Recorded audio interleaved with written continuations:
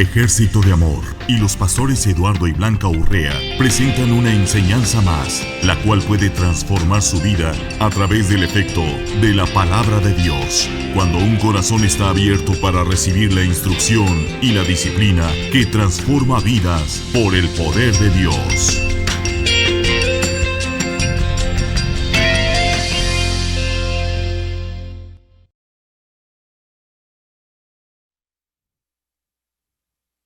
Tengo que informarles que no hay pastor. Se fue el pastor y la pastora.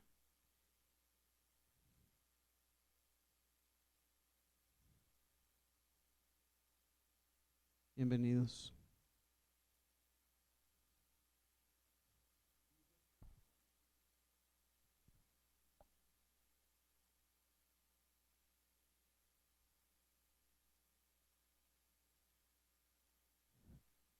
Puedes decir conmigo, qué bueno que estoy aquí.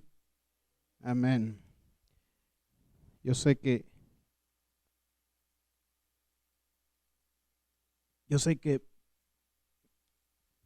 no es lo mismo.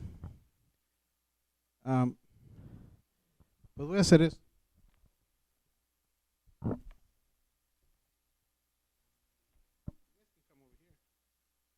You guys should come over here. Everybody's here. Todos se sentaron de este lado. Ahora está mi hermano Víctor aquí también. Bueno. Se fueron a Murrieta, a camp meeting de la pastora Nancy. Para balancear. Keep it balanced. Si te quieres sentar ahí. Se fueron, pero más que todo sabemos que también son importantes, pero no son indispensables. Dios usó una burra para hablarle al profeta. Dios puede usar a cualquiera, pero no cualquiera puede ser usado por Dios. ¿Estás oyendo? Dios puede usar a cualquiera, pero no cualquiera puede ser usado por Dios. Entonces, yo te invito a que entiendas y que reconozcas que al que venimos a oír ahora a esta noche es a Dios. El que yo hable o el que yo me exprese dentro de lo que está escrito en la palabra de Dios esa es edificación espiritual de Dios. Porque dice la escritura que toda la escritura, es inspirada por Dios. Entonces, a la verdad todos podemos estudiar y meditar y tener compañerismo con Dios en nuestras casas. Y podemos hacer un servicio en nuestras casas si queremos. Y hacer una enseñanza y orar y con la familia. Y puedes decir, y no necesito ir a la iglesia, lo puedo hacer desde mi casa. Pero déjate digo algo. Si Dios hubiese querido eso para nosotros, no hubiera establecido una iglesia. Hubiera hecho un movimiento ajeno, a que cada quien hiciese lo que quisiese. Pero la iglesia, o dentro de la iglesia, viene implícito la importancia de estar unidos.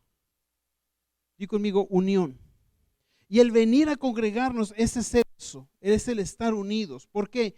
Porque recibimos la misma instrucción, recibimos los mismos beneficios, recibimos las mismas responsabilidades e obligaciones como hijos de Dios.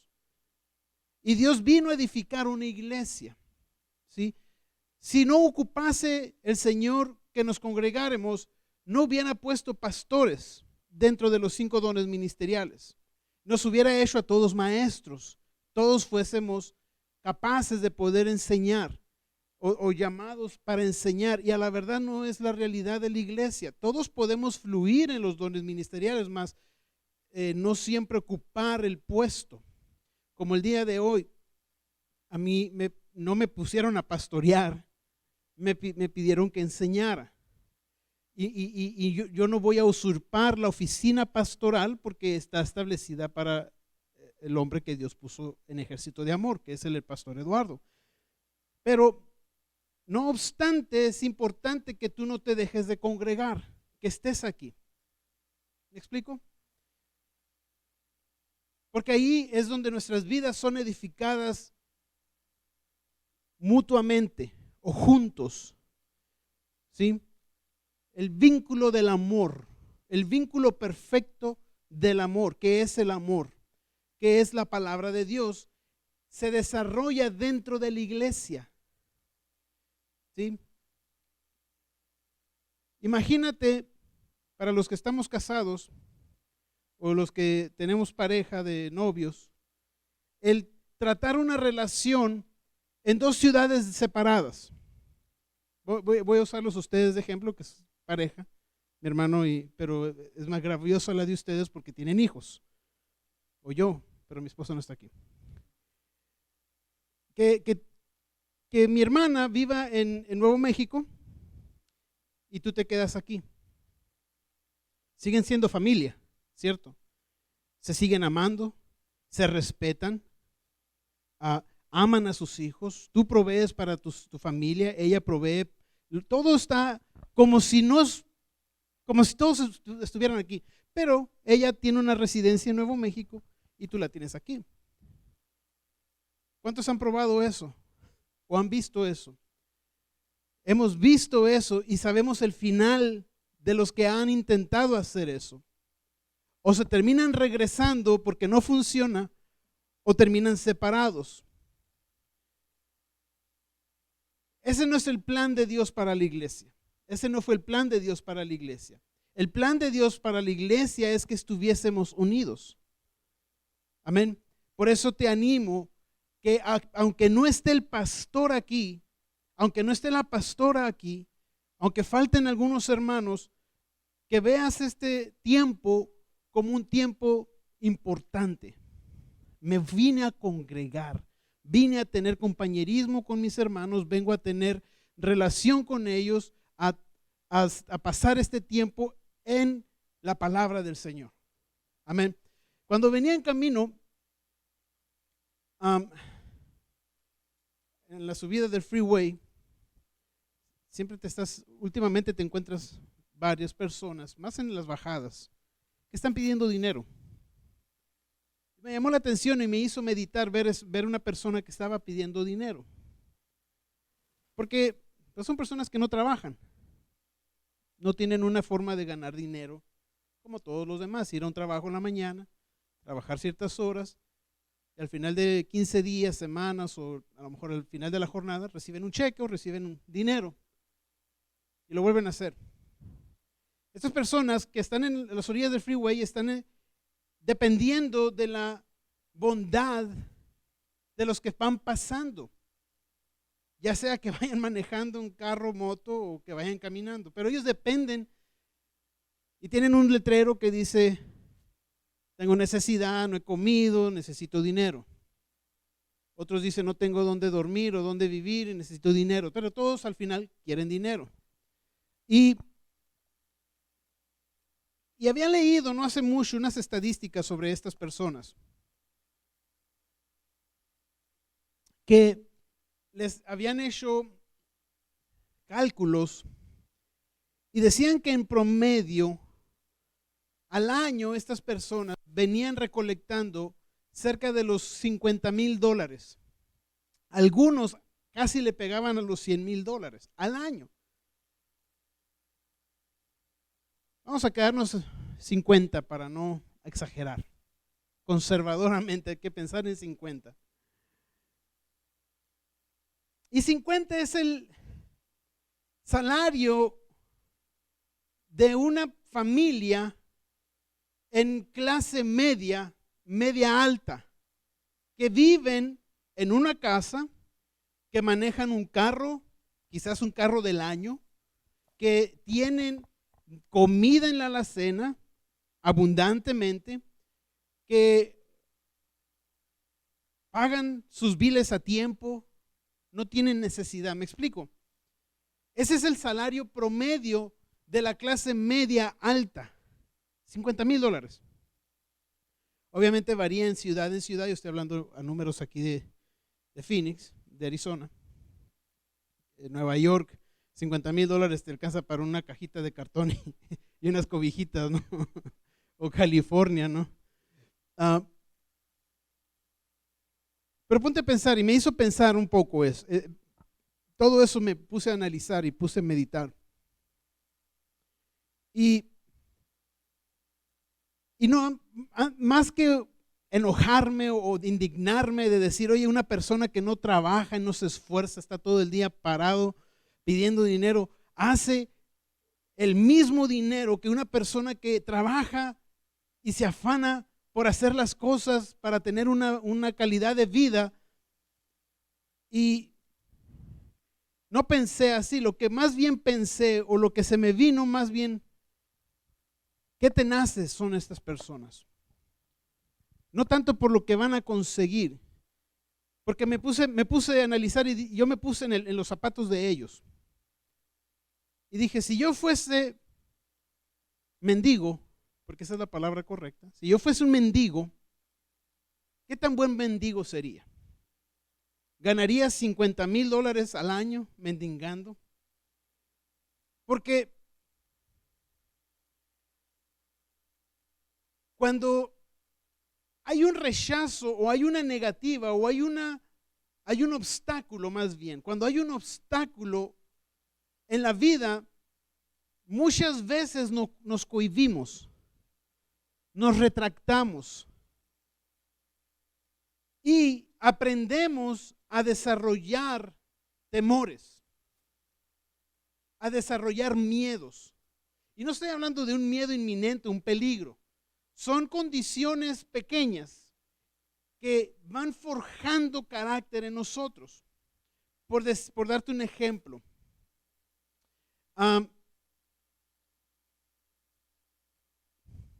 iba a ser un ejemplo mío, pero de todos los que tengo. De pequeños nos gustan los dulces. A los niños les gustan los dulces. Y son muy buenos los dulces. Los puedes comer a cualquier hora y nunca cambian de sabor. Nunca te cae mal un dulce en la boca. Un dulce en la boca siempre te agrada, comer algo dulce. Pero no siempre, no debes de comer dulces todo el tiempo.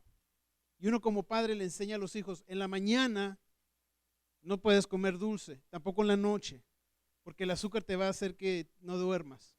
O en la mañana, porque en la mañana te va a quitar el hambre y necesitas un desayuno más completo. Y cuando le niegas al niño el dulce en la mañana y no quites el dedo del renglón, constantemente le estás enseñando a no comer en la mañana, eventualmente hace un hábito el niño de no comer dulces en la mañana. Eso es lo que me pasó a mí.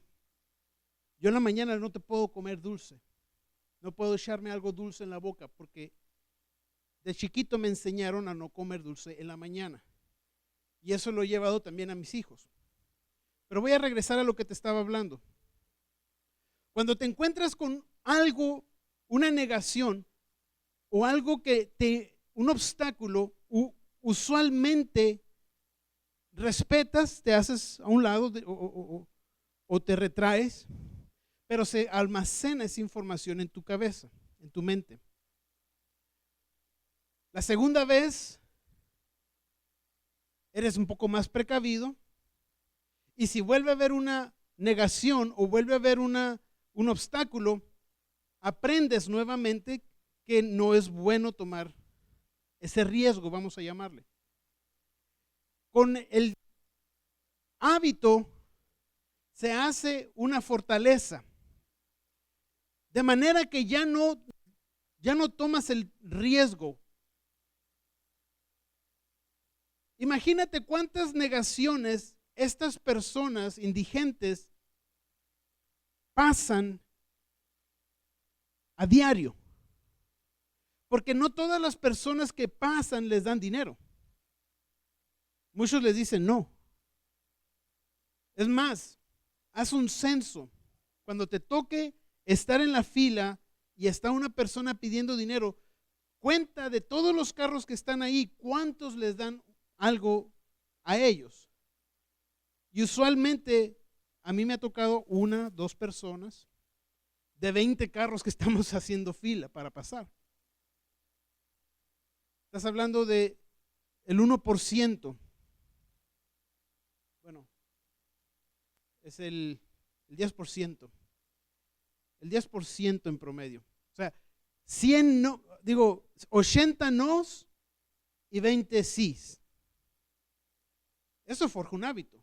Eso forja una forma de pensar. Pero estas personas no se ven afectadas porque al mismo indigente o el mismo pordiosero me lo encuentro en la misma cruce de caminos todos los días. Y todos los días está allí pidiendo, todos los días está escuchando que no, pero todos los días está allí. Y al final del año esa persona se lleva $50,000 a su casa. ¿Estás escuchando lo que estoy hablando?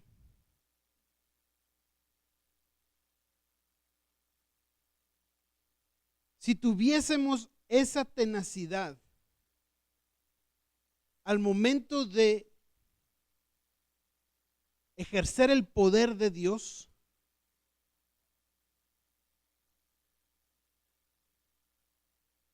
si tuviésemos ese denuedo al momento de hacer la voluntad del Señor, quiere decir, tienes que romper con todos los patrones aprendidos, se tienen que romper para que entonces puedas ejercer el poder de Dios. Porque ¿cuántas veces has orado por enfermos y no han sanado? Yo he orado por enfermos que no han sanado. Y puedo yo decir, aprendí a no orar porque nunca sanan. O pude decir, el que sigue al siguiente que ore, por el que ore, ese va a sanar. Al siguiente por el que ponga mis manos, ese va a sanar. Porque he orado por personas y han sanado. No van a decir, es que Joel no tiene poder o Dios no fluye en él. Sí es sanado personas.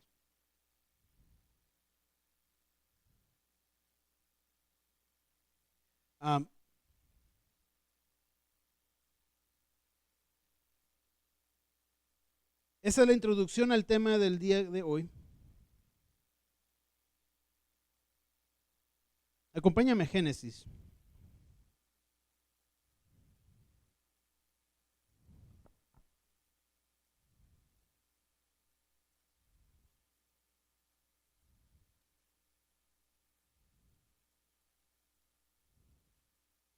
En el capítulo 1.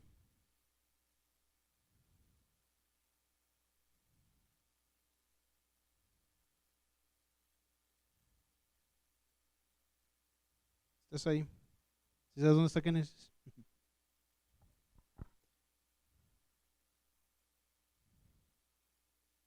Dice Génesis capítulo 1. En el principio creó Dios los cielos y la tierra, el versículo 1.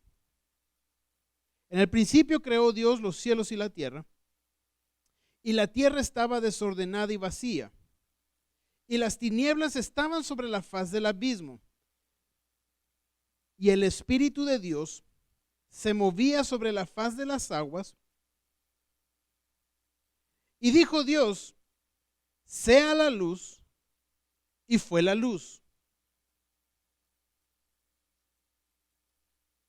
En el principio creó Dios los cielos y la tierra. Hoy te quiero enseñar sobre el orden a través de la oración. Lo empecé a hablar esto el día martes pasado. Y con lo que va de la semana lo he venido acomodando y lo he venido meditando. El pastor nos enseñaba sobre el orden. Y una vez, hace muchos años, yo creo que había otra congregación aquí, había hablado del caos. El caos y el orden. Un ejemplo claro de lo que es el caos lo vemos en Génesis. Dice, y la tierra estaba desordenada y vacía. Desde el principio, cuando Dios creó las cosas que existen, fueron creadas en desorden o en caos. ¿Sí? Porque una cosa es crear y otra cosa es ordenar. ¿Sí? Obviamente sabemos que Dios las ordenó porque ahorita están ordenadas. Pero cuando fueron creadas en caos. Fueron creadas sin orden. No había a norte ni sur, no había arriba, no había abajo, no había largo ni corto. No existía ese orden, solamente existían las cosas en un estado de caos. Y dice, y las tinieblas estaban sobre la faz del abismo. No había luz. Estaban las cosas, pero no había sustancia en ellas. Luego dice, y el Espíritu de Dios se movía. Di conmigo, se movía. El Espíritu de Dios estaba sobre el desorden. El Espíritu de Dios se movía en todo ese caos. ¿Sí? ¿Estás oyendo esto? Es importante que lo escuches y es importante que lo conserves. Que había un desorden o estaba todo desordenado y a pesar de ese caos, el Espíritu de Dios se movía. Estaba la presencia del Espíritu Santo y se movía en ese desorden, en ese caos. Y conmigo, se movía. Y el Espíritu de Dios se movía sobre la faz de las aguas. Y dijo Dios, sea la luz, y fue la luz. Pasó algo sin precedentes. Algo que nunca había pasado. Algo que no estaba, hasta ese momento nunca nadie había dicho nada. Y fue Dios el que habló. Y dijo Dios, cuando Dios dijo, sea la luz, en ese momento el Espíritu de Dios se empezó a mover de una forma diferente. Ya no se paseaba sobre ese caos, ahora empezó a ordenar. Empezó a poner orden. ¿Cuándo fue? Cuando Dios dijo. ¿Estás oyendo? Porque vinimos a orar. ¿Sí? Hoy vinimos a decir. Y aunque hay una promesa de Dios, vamos a decir, para tu familia, que es inconversa. Aunque hay una promesa de Dios, tú tienes que decir que el Espíritu de Dios se mueva y ponga orden. ¿Me estoy explicando? Porque esto lo vemos plasmado desde el principio. Bríncate al versículo 27. Ahí en Génesis 1. Dice, y creó Dios al hombre a su imagen, a imagen de Dios lo creó. Di conmigo, a imagen de Dios. Ok. Varón y hembra los creó. Tanto varón y tanto la hembra, tanto mujer y hombre, tienen la imagen de Dios. Fueron creados con la imagen de Dios. Dice, y los bendijo Dios. Y les dijo, ¿qué hizo Dios? Los bendijo y luego, nuevamente les dijo,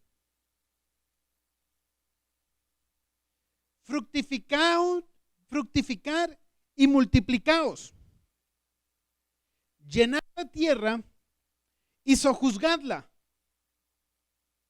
Y conmigo, sojuzgarla. Y señoread en los peces del mar, en las aves de los cielos y en todas las bestias que se mueven sobre la tierra. Quiero hacer hincapié a esa palabra, sojuzgarla. ¿Sabes qué es la palabra sojuzgar?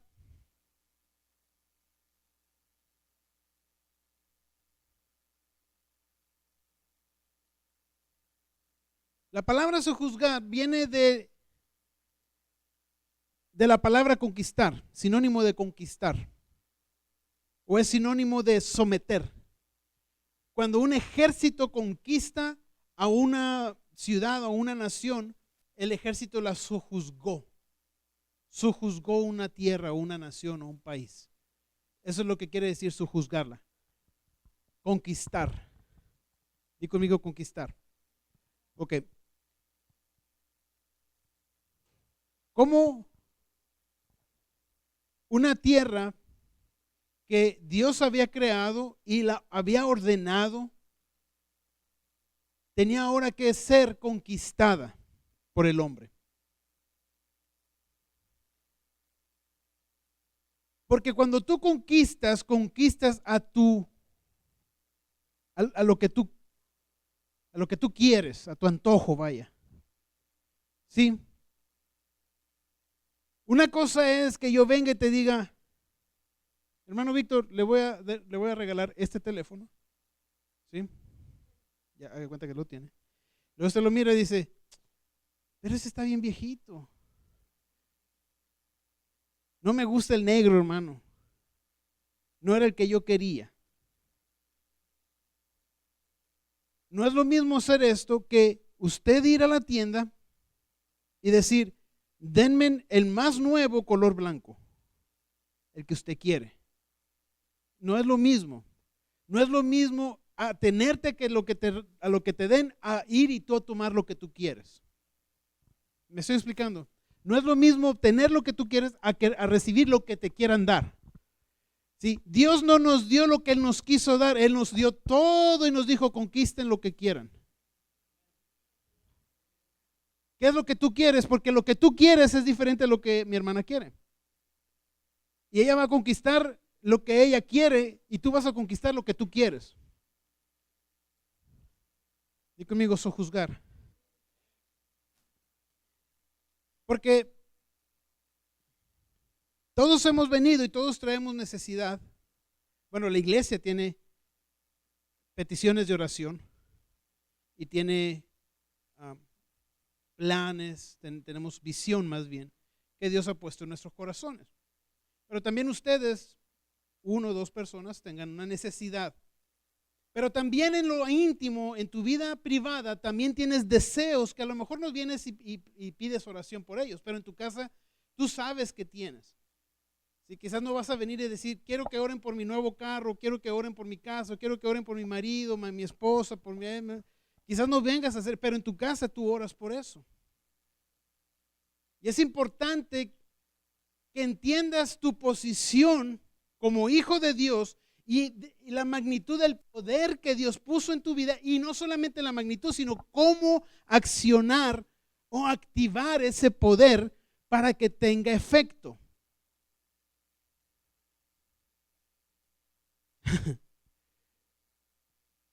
Porque todos queremos que tenga efecto, pero no todos sabemos o no todos lo hemos practicado. Y la intención de esta noche que estés escuchando esto es para que sepas la cantidad y la magnitud de poder que hay en tu vida y cómo activarlo para que haga el efecto en aquellas cosas que tú estás pidiendo o en aquellas cosas por las que tú estás orando. Amén. Y para que el poder de Dios se active y se puedan hacer las cosas por las que tú estás orando, tiene que haber un espíritu de orden. Di conmigo, orden. Si no hay orden, hay desorden.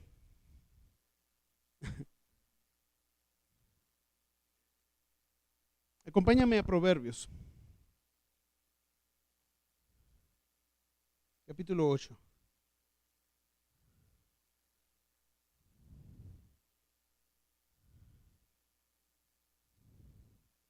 El pastor nos había usado un ejemplo y meditando en el ejemplo me fui volando. Era cuando nos decía que el avión no vuela, que un avión no vuela. Los que lo volamos somos nosotros volamos en el avión. Un pájaro vuela. Un pájaro a su voluntad abre sus alas y vuela por el aire. Pero un avión no vuela, no alza sus alas y luego sale volando. al aeropuerto, ¿no? A cargar combustible. ¿Qué es un avión? Un avión es materia, es metal, es plástico, es fibra de vidrio,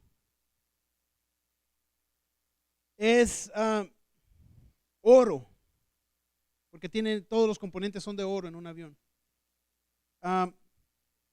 El año pasado fuimos de vacaciones a Washington y fuimos a Renton. En Renton es donde está la fábrica de Boeing, la fábrica de Boeing, de los aviones Boeing. Y pagamos un tour para que nos llevaran adentro de la fábrica. Y son unas fábricas enormes. Le caben, si no me equivoco, creo que 5 Disneylandias adentro de las fábricas. Esa es la magnitud. Y allí estábamos. Y hay diferentes, ahorita están produciendo el 777. Es el avión más nuevo, el 777. Y el 779 creo que es. Y son los aviones más grandes, con las máquinas más fuertes y mucha tecnología dentro del avión. Y nos explicaba el guía de la fábrica cómo diferentes aviones, producción de aviones, toman diferentes estrategias para construirse. Por ejemplo, el 747 tiene una configuración en curva. Empieza el avión y cada hora avanza una pulgada. Cada hora la máquina lo traslada una pulgada.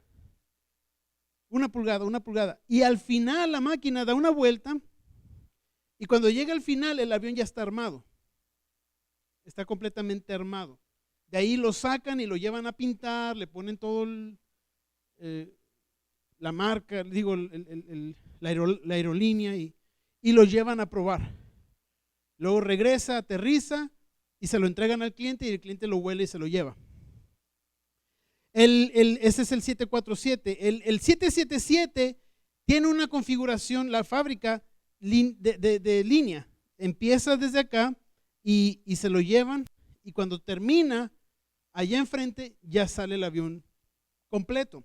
Y son muchos aviones que empiezan desde aquí y cuando salen, terminan, pero ya está otro atrás de ese, ¿no? O sea, hay muchos aviones. Nos tocó ver en una fábrica, en una de las bodegas, habían 4 aviones de los más grandes que produce la Boeing, que estaban a punto de terminarlos. En promedio se tardan, creo que 3 meses, no nos dijo exactamente por qué dice que ellos controlan la demanda, controlan el suministro de acuerdo a la demanda para jugar con el precio del avión. Pero en fin, el promedio eran 3 meses. 3 meses salía el avión del hangar ya listo para volar. Y también nos enseñaron donde ellos tienen todas las partes del avión. Conforme va caminando el avión, vienen los técnicos, se suben a la plataforma con la pieza y se la pegan. Luego vienen y toman otra pieza y se la van pegando y el avión va caminando para cuando termina, ya termina completo. Te quería presumir la fábrica, ¿eh? Si tienen oportunidad de ir a Washington, vayan. Se van a entretener. Pero traje esto para decirte, todos estos componentes solos no tienen una utilidad o no tienen una función. No sirven para nada. No tienen un propósito. Hasta que son puestos en el avión, cuando están puestos en orden. Cuando se les da una orden, cuando se les pone la orden, entonces cobran un propósito, que es el que no se caiga el avión, o que despegue el avión, o que aterrice el avión y nadie se mate. ¿Sí? Tiene un propósito, pero no es hasta que hay un orden en ellos.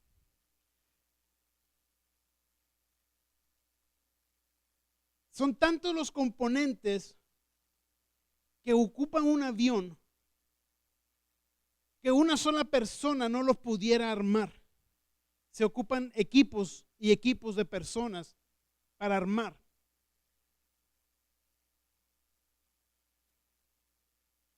Traslada eso a un ejemplo menos complicado. ¿Qué es una casa? Yo hace poco puse un baño en la casa. Me ayudó mi hermano Víctor. Y cuando ya empezamos, porque pusimos el fundamento primero, él me ayudó a poner el fundamento y poner el slab de concreto. Y luego le pedí a mi hermano Ángel que me ayudara a construir la casa, el resto del baño. Un cuarto de lavado y un baño. Me da él la lista de materiales, me dice, estos son los materiales que voy a ocupar. Cuando los tengas listo, háblame y yo voy y empiezo a trabajar. Y fui por ellos, los compré y lo puse en una esquina de la casa, ahí del patio. Todo estaba ahí, la madera, los clavos, las hojas no era plywood, pero el drywall vino después. Pero todo el material estaba allí.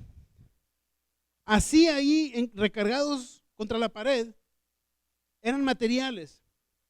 Después de que mi hermano Ángel y su equipo los tomaron, los cortaron, los midieron, los clavaron, y al término de una semana, ese material era un cuarto y un baño, con una utilidad, con un propósito. Antes no tenían un propósito, eran materiales, era madera, era clavos, era metal, era todo eso. Pero hasta que llegó la voluntad de una persona, puso orden, y esos materiales sin propósito se convirtieron en una utilidad, en algo con utilidad, algo con propósito.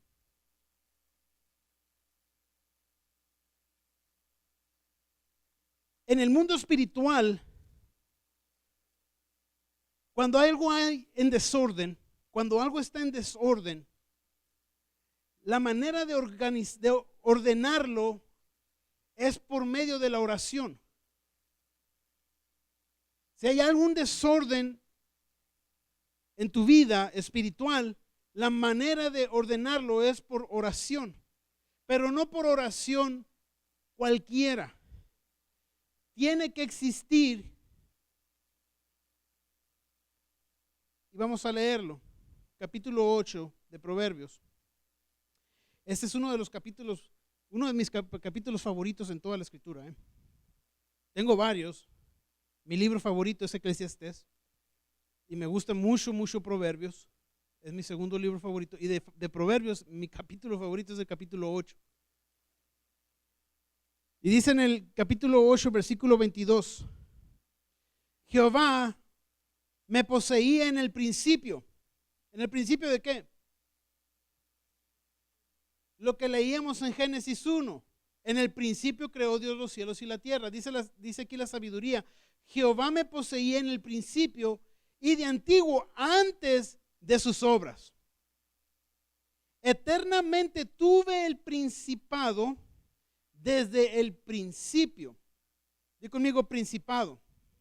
Tenía una posición honorable la sabiduría, o tiene una posición honorable la sabiduría. Antes de la tierra, antes de los abismos, fui engendrada, antes que fuesen las fuentes de las muchas aguas, antes que los montes fuesen formados, antes de los collados, ya había sido yo engendrada. 26. No había aún hecho la tierra, ni los campos, ni el principio del polvo del mundo. Cuando formaba el cielo, cuando formaba los cielos, allí estaba yo. Cuando trazaba el círculo sobre la faz del abismo, cuando afirmaba los cielos arriba, cuando afirmaba las fuentes del abismo, cuando ponía al mar su estatuto para que las aguas no traspasasen traspasen su mandamiento, cuando establecía los fundamentos de la tierra, con él estaba yo ordenándolo todo. Ordenándolo todo. Y era su delicia de día en día, teniendo solas delante de él en todo tiempo.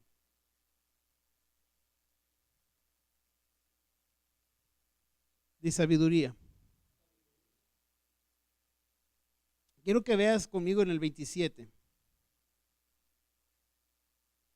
Mira, hay palabras muy claves en todos estos versículos y te los voy a ir diciendo. Cuando formaba los cielos, y conmigo, formaba, subraya esa palabra. Cuando formaba los cielos, allí estaba yo, dice la sabiduría. Y luego dice, cuando trazaba, subraya esa palabra. Cuando trazaba el círculo sobre la faz del abismo. 28, cuando afirmaba, subraya esa palabra, afirmaba los cielos arriba. Cuando afirmaba, subraya esa palabra, las fuentes del abismo. Cuando ponía, la palabra ponía, subráyala. Cuando ponía el mar su estatuto para que las aguas no traspasen su mandamiento. Cuando establecía, subraya esa palabra, establecía los fundamentos de la tierra. Con él estaba yo ordenándolo todo. Esas palabras que subrayaste establecen orden. Cuando estás ordenando algo, estás ya sea formando, estás trazando, estás afirmando, estás estableciendo. Cuando se está ejerciendo el poder de Dios para organizar, esas son las palabras claves. Son fundamentales.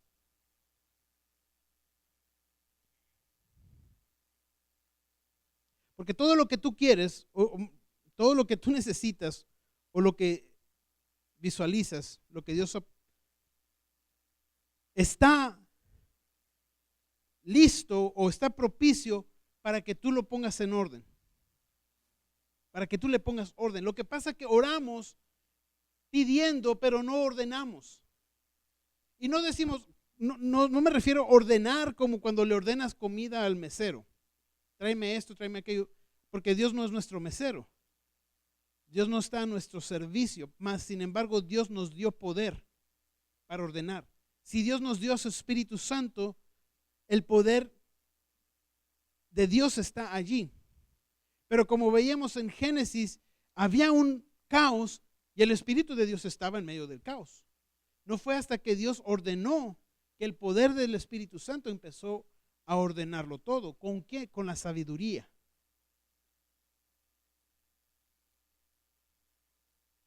Y conmigo, con la sabiduría. Y es importante.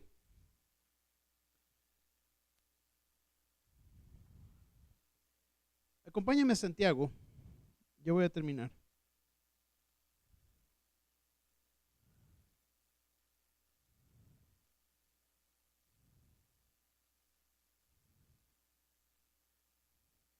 Capítulo 4. Y vamos a leer en el versículo 2. Dice la escritura, dice, codiciáis y no tenéis, matáis y ardéis de envidia y no podéis alcanzar. Combatís y lucháis, pero no tenéis lo que deseáis, porque no pedís. ¿Por qué? Porque no pedís. Y luego dice el 3, pedís y no recibís. O sea, no tienes porque no pides, y cuando pides, no pides bien, les está diciendo. Pero antes de decirles eso, le dice, desean y no tienen. Y porque no tienen, se enojan. Y porque se enojan, no pueden conseguir lo que quieren. Y se pelean. Pero no tienen o no consiguen las cosas porque no piden. Y luego dice el 3, y piden, pero no reciben. Porque pedís mal. O sea, hay una condición. Había una condición en estas personas a las que les escribe Santiago. Les dice, desean muchas cosas, pero no las pueden tener. Y porque no las tienen, se pelean y se enojan. Pero no las tienen porque no piden. Y hay otros que piden y no tienen porque no están pidiendo bien.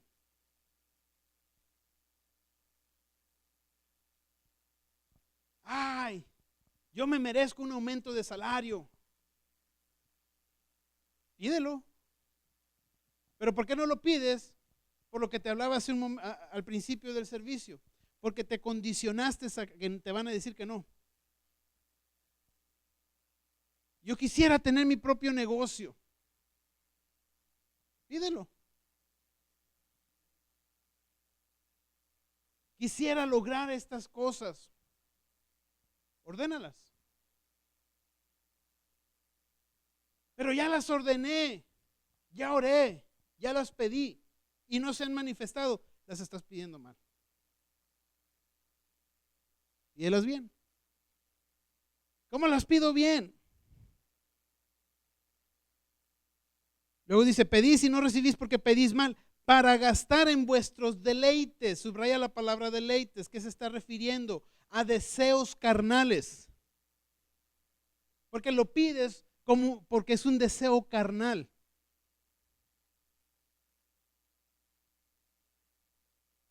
Cuida mucho cómo oras. Cuida mucho cómo estás orando. En el momento que tú dices, y yo ya lo he enseñado esto, pero nunca está de más porque el tema es la oración y es importante recalcarlo. Cuando tu oración se torna de esta manera, Señor, haz que mi hermano deje de mentir. Señor, haz que mis hijos quieran ir a la iglesia. Señor, haz que mi patrón, haz que mi patrón me suba de salario. Son 3 ejemplos. ¿Cuál era el primero?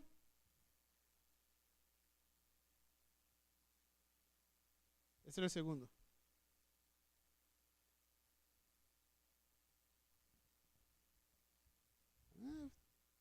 Les está poniendo atención, cuidado.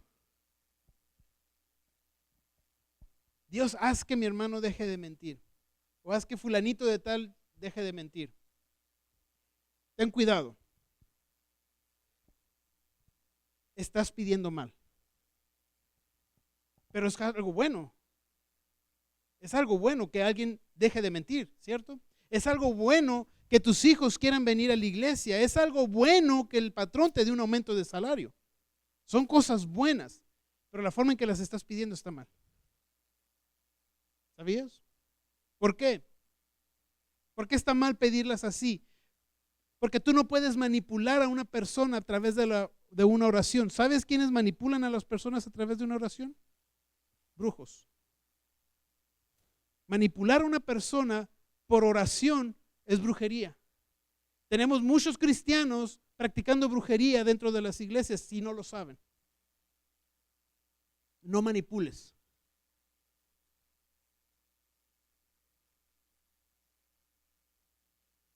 Señor, te doy gracias porque mi hermano puede dejar de mentir.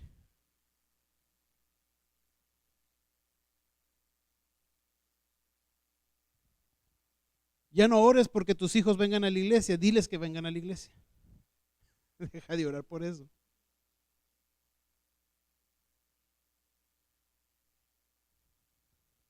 ¿Cuál era la tercera?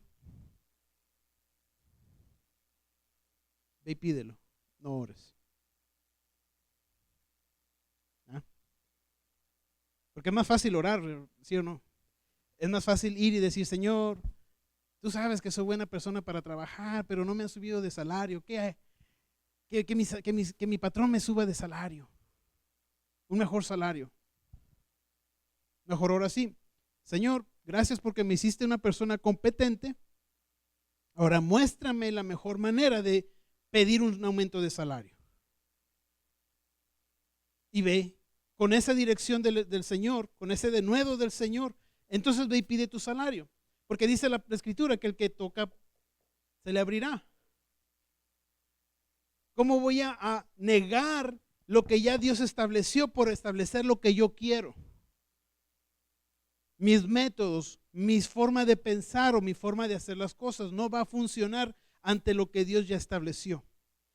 Pedís mal, dice, para malgastar o para gastar en vuestros deleites.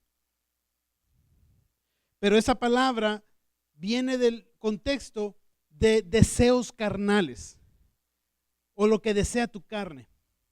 ¿Sí? Sí, porque ahí en otra porción donde dice pedid para lo que te gusta. No se está negando lo que está mal la traducción. Bríncate al 8.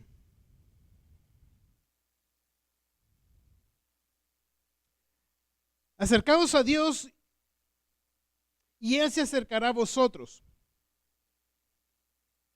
Pecadores, limpiad las manos. Y vosotros de doble ánimo, purificad vuestros corazones.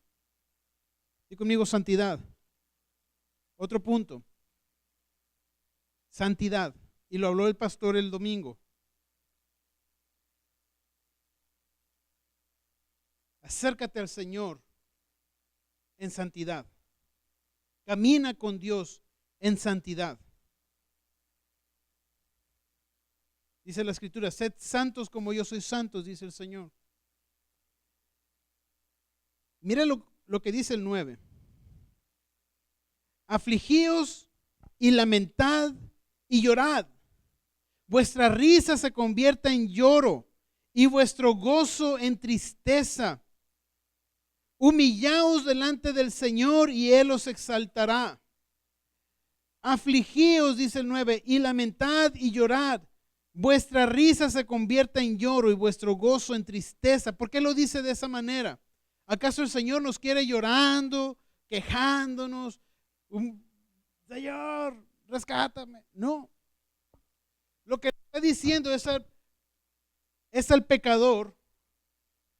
Le está diciendo a aquel que tiene una actitud altiva y pide desde una actitud altiva al Señor. Voy a un ejemplo. Dios, yo soy tu favorito, así que yo me merezco ese carro nuevo. Por dar un ejemplo, ¿no? Yo me lo merezco porque yo oro muchas horas, paso muchas horas en oración, en ayuno, y por el nombre de Jesús yo le ordeno a ese carro que sea mío. Aguas. Qué bueno que oras mucho, qué bueno que ayunas mucho. Afligidos, lamentad y llorad, vuestra risa se convierte en lloro, vuestro gozo en tristeza, humillaos delante del Señor. Y conmigo, humillaos. ¿Qué quiere decir eso? Que lo pidas desde una perspectiva humilde. Pídelo desde una perspectiva, ordénalo desde una perspectiva, afiánzalo desde una perspectiva de humildad. Venimos a orar y queremos que todo lo que oremos tenga un efecto. ¿Sí? Porque si no, ¿para qué venimos? Sí, porque el Señor nos instruye y le decía a sus discípulos, todo lo que pidan en mi nombre, yo lo haré. Pedid en mi nombre, conforme a mi voluntad, y os será hecho. Pedid, pedid. Y el Señor Jesús le decía a sus discípulos, pidan, pidan, con confianza, pidan. ¿Sí? Pero hoy la iglesia pide, y me refiero no al ejército de amor, pero me refiero al cuerpo de Cristo, pide y no recibe, no porque el Señor Jesús dejó de estar en el trono, porque no están pidiendo con esto bien afianzado en su corazón. Que el poder que tú tienes de Dios, el poder del Espíritu Santo que está en ti, se va a mover en el momento que tú abras la boca, en el momento que tú digas. Que Él no se va a mover fuera de la sabiduría de Dios, que el Espíritu de Dios va a actuar conforme a la sabiduría de Dios. Y siempre va a edificar. Amén. Gloria a Dios. Qué bueno que viniste. Vamos a orar. Yo creo que es un buen tiempo que podemos orar juntos.